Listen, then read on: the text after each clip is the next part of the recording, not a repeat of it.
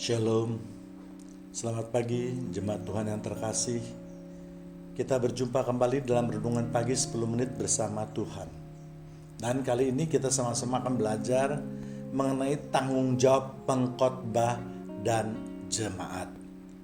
Tema ini saya angkat merupakan autokritik terhadap kita semua, yaitu para pengkhotbah maupun untuk jemaat Tuhan yang terkasih. Dengan tujuan supaya kita saling terus mengingatkan akan misi Tuhan, yaitu keselamatan jiwa.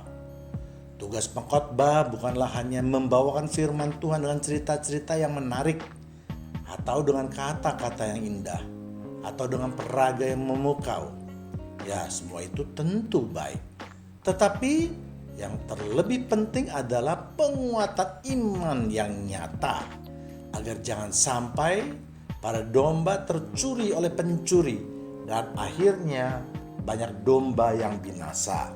Kita lihat di Yohanes 10 ayat 10, pencuri datang hanya untuk mencuri dan membunuh dan membinasakan.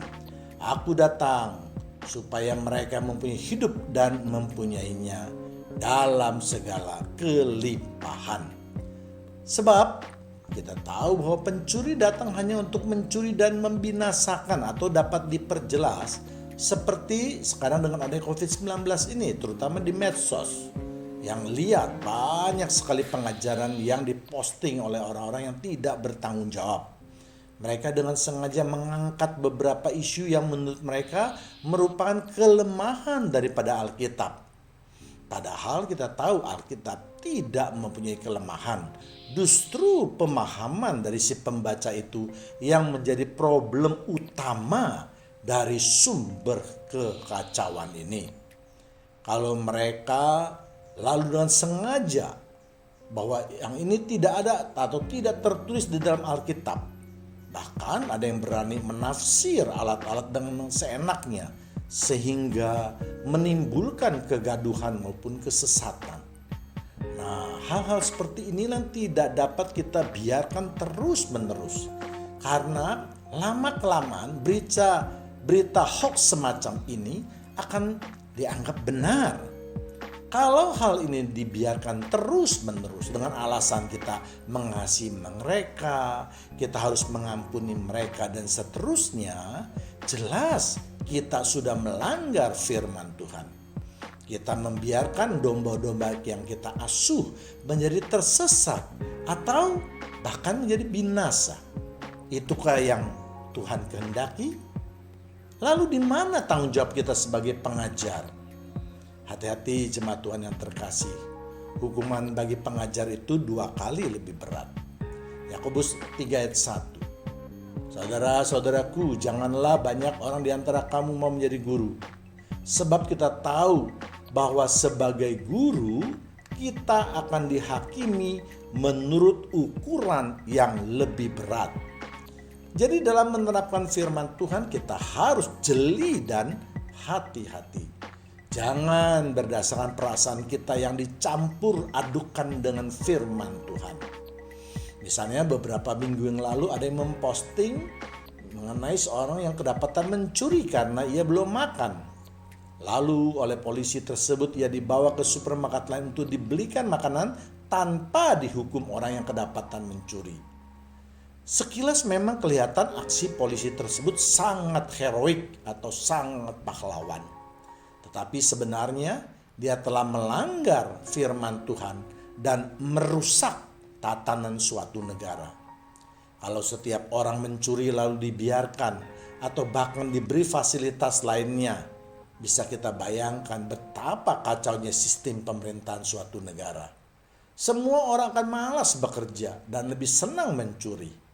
Inilah kerja iblis yang membuat mereka yang tidak mengerti firman masuk dalam perangkap. Sama seperti yang dilakukannya terhadap Adam dan Hawa di Taman Eden. Jelas firman Tuhan mengatakan jangan mencuri. Dalam keadaan apapun itu kita tidak boleh mencuri atau jangan menginginkan milik orang lain. Dalam keadaan apapun kita tidak boleh mengambil atau mengingini barang milik orang lain. Apabila kita melanggar, tentu itu berarti kita berdosa. Bahkan Firman Tuhan lebih keras lagi mengatakan bahwa mereka yang tidak mau bekerja jangan makan. Bukannya kalau malas boleh mencuri, atau kalau malas belajar kepada si semut.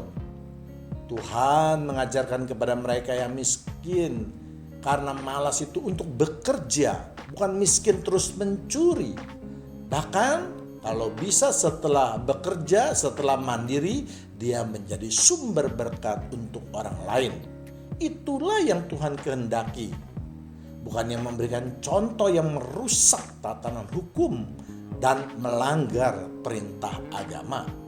Jadi hal-hal seperti ini atau yang kita posting ini harus kita hati-hati dalam memposting atau kita seleksi terlebih dahulu. Inilah contoh bahwa kita sebenarnya tidak mengerti firman Tuhan dengan baik. Kita selalu melihat salah satu sisi dengan serampangan melakukannya tanpa mau melihat ayat yang lain. Ini juga salah satu sebab mengapa sekarang banyak domba yang mudah sekali disesatkan.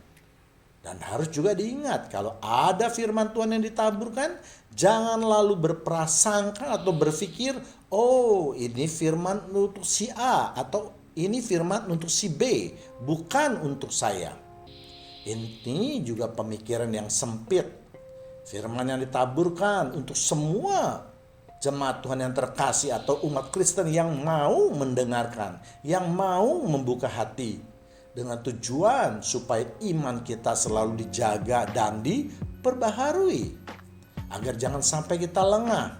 Kalau kita lengah, lalu masuklah si iblis sebagai pencuri.